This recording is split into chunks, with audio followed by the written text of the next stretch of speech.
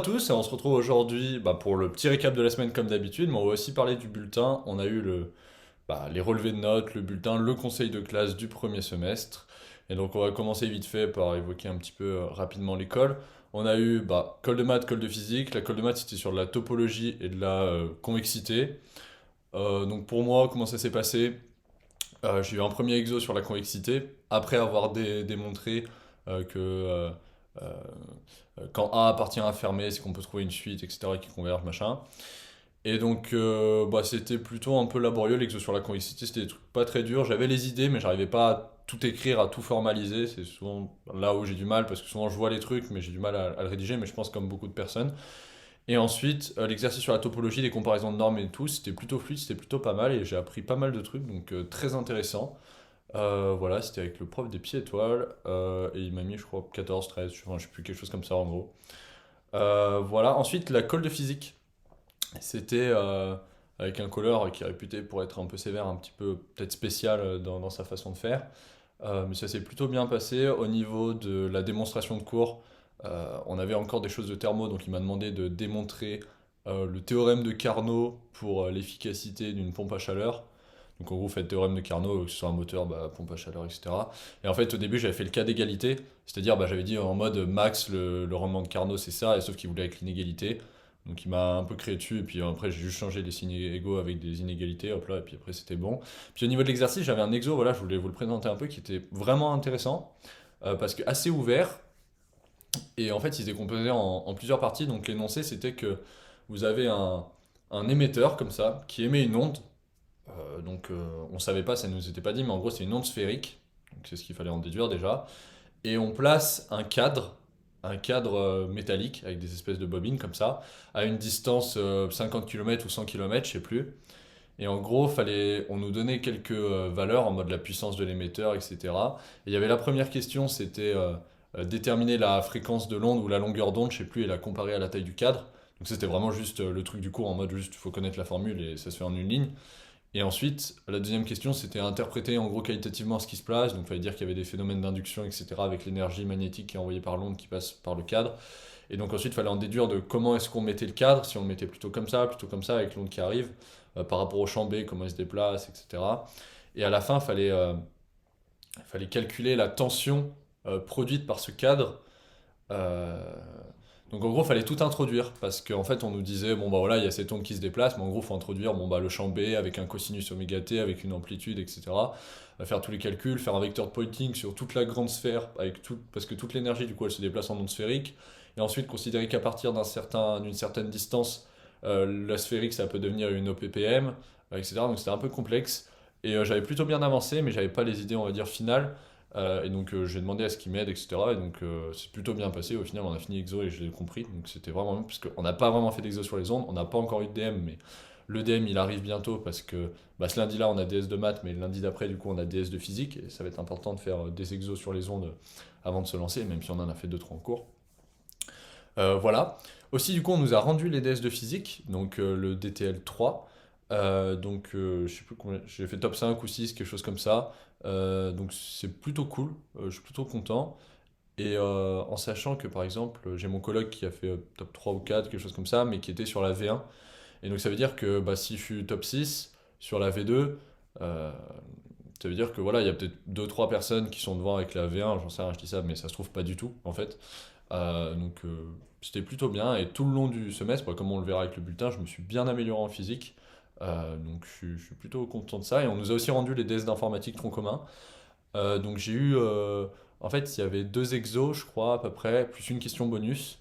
Et globalement, j'ai eu tout juste. Juste à un moment, sur une explication un peu de français, il m'a dit pas très clair, mais il m'a mis la barre comme ça, comme quoi c'était juste.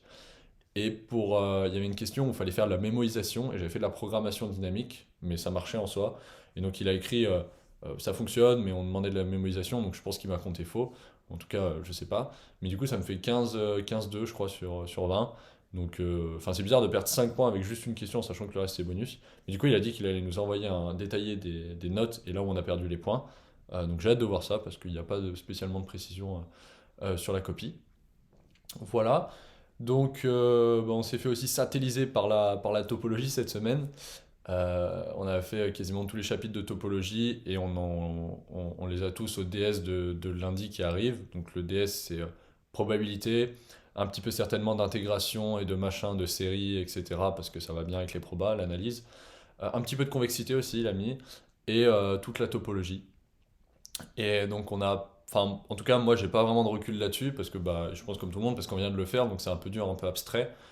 Et puis c'est pas ce qui mais le plus passionnant en tout cas, enfin c'est pas vraiment du coup un truc que j'aime, mais pourtant c'est la première fois que j'ai commencé un TD avant qu'on finisse le chapitre, donc j'ai déjà fait deux trois petits exos, etc. Et dès que ça touche aux normes, des trucs un peu intéressants sur des espaces de dimension finie, ou des espaces où on peut se représenter les trucs, où ça marche bien, c'est intéressant, mais dès que c'est des trucs avec des boules, etc., enfin voilà, c'est pas ma tasse de thé, les compacts et tout. Mais bref, et donc je pense qu'on va passer au bulletin tout de suite, parce que j'ai pas grand chose d'autre à dire. Donc le bulletin, en plus, ils nous l'ont donné imprimé, donc c'est parfait. Donc, déjà, ouais, déjà, je vais faire une petite introduction. Bon, pour ceux qui savent ou qui savent pas, voilà, au début de mon année de sup, j'étais pas ici. J'ai fait une semaine à Jean Perrin, qui est un autre lycée.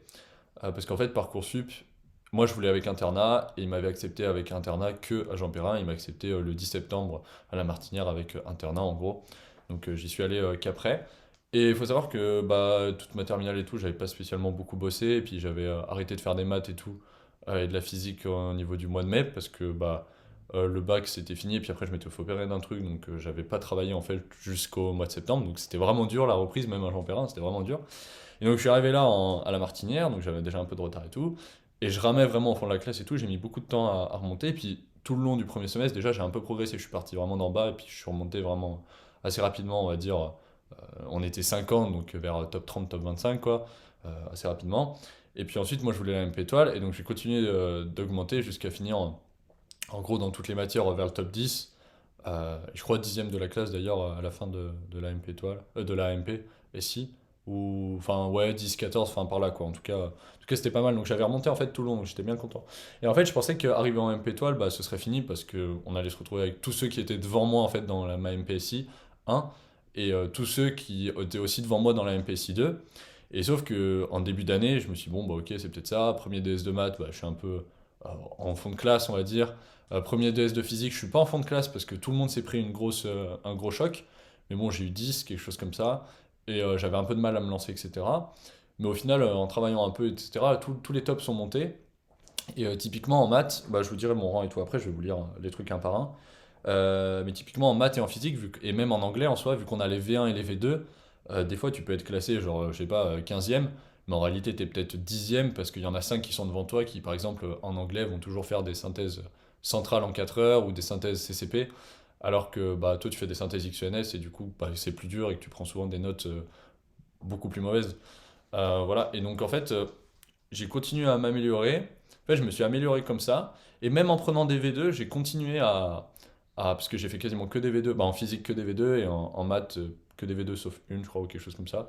Et donc en fait, j'ai continué à monter comme ça tout le long, même en prenant des V2. Donc ça, je suis plutôt content parce que voilà, je suis en constante progression et mon but, c'est encore de m'améliorer. Donc bref, en anglais. Donc en anglais, je suis rang 15 en gros avec 14 de moyenne en, à l'écrit, et puis 11 de moyenne en colle, et je suis en 15 les deux, voilà. Donc elle dit en gros que c'est un bon semestre, qui récompense mon sérieux, et elle me dit qu'en gros je peux améliorer mon oral, et je pense qu'elle pense au colle, en étoffant mon commentaire, donc en allant plus un.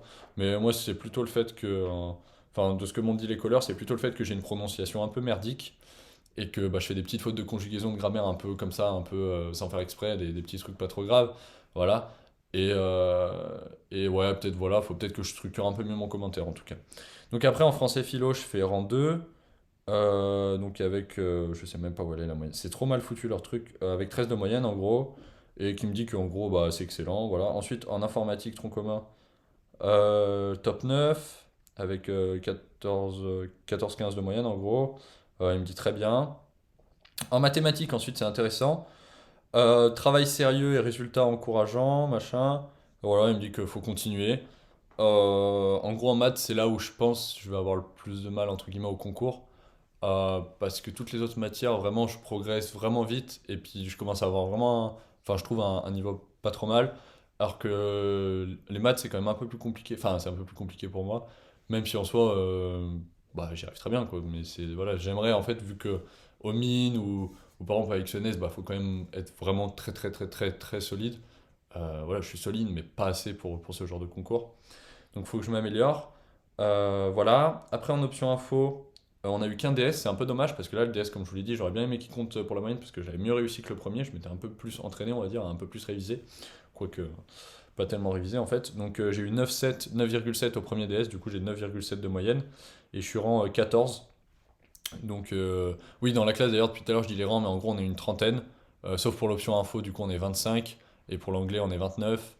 Voilà, mais en gros, à chaque fois, c'est sur 30. Donc je suis 14e, donc au final avec 9,7, vous voyez, je suis dans la première moitié entre guillemets, parce qu'il y a aussi en plus les, les, les MP euh, dans l'option, même si là du coup là c'est pas du tout pris en compte, du coup je sais pas pourquoi je dis ça. Et donc après, au final en physique-chimie, il me dit que ce sont des très bons résultats, mais que ma marge de progression est forte encore. Donc je suis d'accord avec lui, et puis je suis content parce que bah, en physique, le top est pas écrit là-dessus, mais sur Prépa Plus il est écrit. Et je crois que j'ai fait top 6 en physique, en sachant que j'ai commencé quand même au premier DS, j'étais plutôt moitié de classe, enfin voilà, un peu en dessous, et puis à chaque fois j'ai augmenté. Puis les deux derniers DS, j'ai fait top 6 top 7 mais sur les V2 en plus, donc même pas sur les V1 comme je disais. Et donc bah, je suis content parce qu'en physique, vraiment, je commence à prendre vraiment.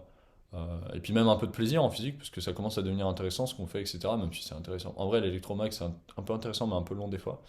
Mais voilà, en plus, je commence à comprendre, des fois, ils nous donnent des petits DM avec XNS, des trucs un peu compliqués, et puis enfin, j'arrive à comprendre et à avancer bien dans ces sujets, donc je suis vraiment content de la progression en physique. Au niveau des maths, comme je l'avais dit dans la vidéo d'avant, nouvelle résolution entre guillemets, mon objectif c'était de blinder les maths en ce moment là, et puis jusqu'au concours vraiment de faire quasiment que des maths parce que l'anglais c'est ok, le français c'est ok, l'info c'est ok. Bon, il y a l'info spé que je dois un peu bosser, et les maths, voilà. Et la physique, bah, continuer à. Ce qu'il m'a dit, la physique, enfin, il nous dit aux écrits, notamment sur tout ce qui est ondes, optique, enfin, tout ce qu'on. Enfin, un peu comme ça, c'est toujours proche du cours et c'est toujours un placement un peu, voilà, enfin, bref, c'est toujours proche du cours, donc bien blinder le cours et puis faire deux trois annales pour s'entraîner, mais globalement, ça devrait bien se placer. Et donc, voilà, donc mon objectif bah, pour la suite, c'est de continuer à progresser, continuer à monter petit à petit, etc., à apprendre, à connaître, et puis surtout à être prêt pour le jour des concours, parce que tout ce que j'ai dit là, les rangs, etc., au final, on s'en fiche un petit peu que je sois dernier, que je sois premier.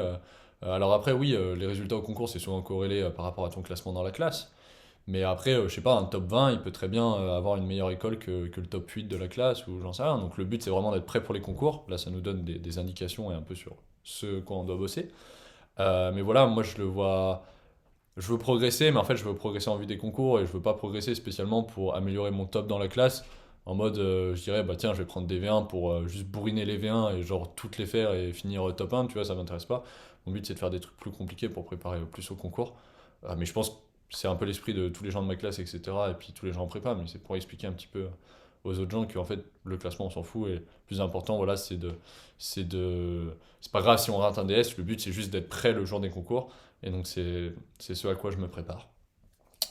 Voilà, donc DS de maths où ça va être compliqué, je pense. Mais après, il nous restera le DS de physique, puis un DS de français et anglais.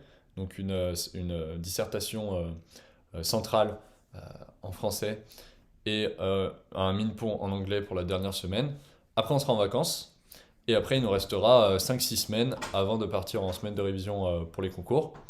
Et donc, bah, sur ce, bah, je vais vous laisser là. Et puis, on se retrouve écouter la semaine prochaine. Ciao!